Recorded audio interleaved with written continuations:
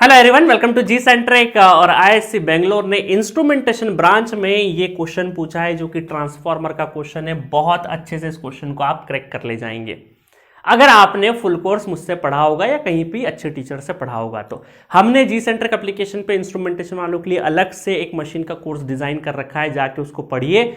और ये जो आपके 2 मार्क्स 4 मार्क्स जो बोनस मिलते हैं वो आप बड़ी आसानी से लेके जाएंगे एग्जामिनेशन हॉल से। ठीक है, तो क्वेश्चन पूछा है एससी बेंगलोर ने 2024 में इंस्ट्रूमेंटेशन के पेपर में, ट्रांसफार्मर से, सिंगल फेस ट्रांसफार्मर से, a 50 kV transformer has an efficiency of 90% at full load and unity power factor, assume the core losses are negligible. ठीक है, the efficiency of the transformer at 75% of the full load and 0.8 power factor is.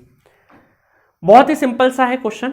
आपको एक efficiency दे रखी है full load पे, unity power factor पे, और जो फुल लोड पे था 100% लोडिंग था। अब आपकी जो लोडिंग है वो 75% हो गई है, पावर फैक्टर भी चेंज कर दिया। अब बताओ एफिशिएंसी कितनी है। तो इन दो, एक एफिशिएंसी दूसरी एफिशिएंसी के बीच में प्ले करते हैं लॉसेस, और लॉसेस में भी आसान बनाने के लिए कोर लॉस क्या कर दिया है, आपका नेग्लिजिबल बना दिया है। तो इसका मतलब क्या है, सिर्फ कॉपर लॉस है, और कॉपर लॉस लोडिंग पर डिपेंड करते हैं। ठीक है, चलिए आप देखते हैं। तो मैंने आपको सटीक फॉर्मूला बताया था कि जब भी आपको एफिशिएंसी दिखे तो आप आंख बंद करके लॉसेस निकाल सकते हैं। लॉसेस कैसे निकालेंगे, 1 upon efficiency minus 1 into output into 100%, output into 100%। चलो परसेंटेज हटा देंगे, 100% करने की जरूरत नहीं, आउटपुट हटा दे, क्योंकि यहाँ पे बिना परसेंटेज के लिख देते हैं। एफिशिएंसी कितना, 1.0.95 माइनस 1 इंटू आउटपुट कितना है, ये हमारा 50 kV है, 50 इंटू 10⁻3। ठीक है, तो ये आपका आ जाएगा, ये आ जाएगा 1 डिवाइडेड बाय 0.95 माइनस 1 इंटू 50, 1 2 3 और जो लगा देते हैं तो 2631.57 वॉट आपका लॉसेस आ जाएगा। अब चूंकि इस लॉसेस के अंदर क्या होता है, कोर लॉस और कॉपर लॉस दोनों होते हैं, बट आपको लिखा है कोर लॉस नेग्लिजिबल है, तो डायरेक्टली क्या है, कॉपर लॉस ही रहेंगे। ये क्या रहेंगे, कॉपर लॉस, क्योंकि कोर लॉस 0 है। अदरवाइज क्या होता, इस लॉस के अंदर दोनों लॉस को हम काउंट करते हैं।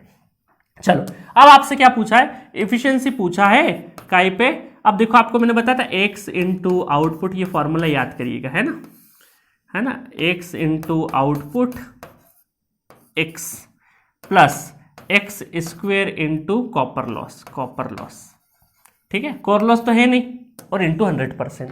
ये x क्या है, वो लोडिंग है जिसके ऊपर पूछा है। अभी क्या है x हमारे इसमें 75%, मतलब 0.75 पे आपसे पूछा है, 0.75% की लोडिंग पे आपसे पूछा। आउटपुट कितना है, 50 इंटू 10⁻3 इंटू आपका पावर फैक्टर कितना है, 0.8। ठीक है, और यही आपका पूरा का पूरा नीचे आ जाएगा। तो इसको जब कैलकुलेट कर लेंगे तो 0.75 इंटू 50 इंटू 0.8, तो ये आ जाएगा 30 और फिर 1 2 3, मतलब 30,000 आ जाएगा, है ना। इसको कैलकुलेट करा, 30,000 यहाँ पे डायरेक्टली मैंने लिख दिया, ये जो टर्म है यहाँ पे आएगी।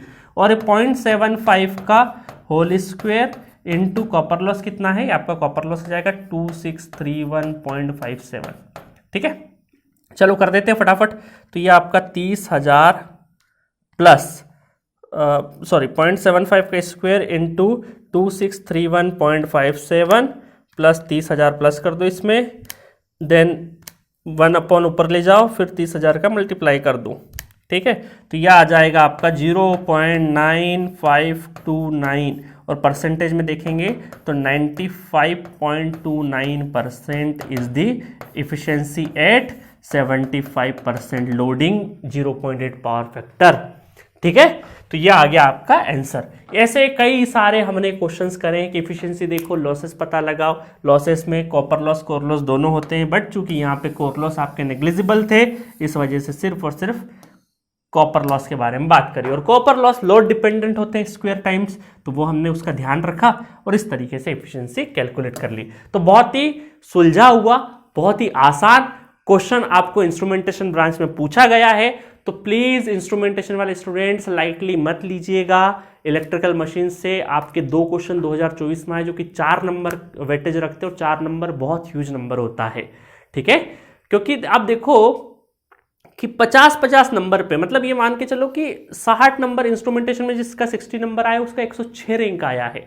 100 नंबर के पेपर में 60 नंबर लाने वाला इंस्ट्रूमेंटेशन स्टूडेंट तकरीबन 106 रैंक में अंडर 100 के आसपास ही मानता हूं, अंडर 100 के स्टूडेंट थे। इलेक्ट्रिकल में 53 नंबर लाने वाला स्टूडेंट आपका 200 रैंक के आसपास है, 200-250 के आसपास है। तो इसका मतलब क्या है कि हमें 100 नंबर के पेपर में, 100 नंबर का पेपर मतलब 65 क्वेश्चन, 100 नंबर में तकरीबन 60 नंबर पे हमारा बेहतरीन रैंक आ रहा है। इसका मतलब है कि 65 क्वेश्चन में से तकरीबन हम 40-42 क्वेश्चन भी एक्यूरेसी से कर ले जाते हैं, तो हमारा रैंक बेहतर आ जाता है। और यही चीज मैं समझाता हूं कि लेंदी क्वेश्चन उस दिन आप छोड़ सकते, कोई दिक्कत नहीं है। इजी और मीडियम लेवल को ही आपने टारगेट कर लिया, और जितना हमने पढ़ाया है फुल कोर्सेस में 3,000-3,500 क्वेश्चन है हमारे फुल कोर्सेस में, उससे ज्यादा की आपको नीड नहीं है, इससे ज्यादा की आपको जरूरत नहीं है एक बेहतर रैंक लाने के लिए। बाकी आपके ऊपर है, वही कंटेंट है, वही टीचर है, उसी कंटेंट से अंडर 100 रैंक भी लेके आ रहे हैं और कई लोग क्वालिफाई भी नहीं कर पा रहे। ये आपके ऊपर है, आप उसका यूज कैसे करते हैं। ठीक है गाइस, तो मिलेंगे नेक्स्ट वीडियो में नेक्स्ट किसी क्वेश्चन के साथ। Okay, thank you.